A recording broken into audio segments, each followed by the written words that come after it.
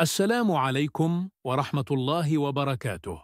سنتكلم اليوم على الموعد والتوقيت والقناة الناقلة وترتيب كل الناديين.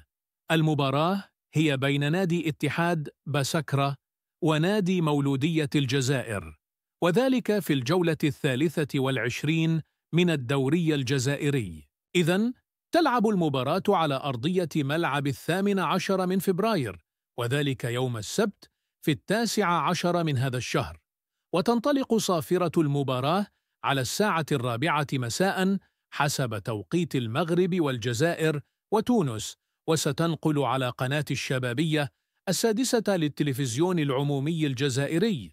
وكترتيب لكلا الناديين مولودية الجزائر في المركز الأول برصيد 41 نقطة، أما نادي اتحاد بسكرة فهو في المركز 16 برصيد 19 نقطة. لا تنسوا أن تتركوا لنا تصويتاً على من سيفوز في هذه المباراة.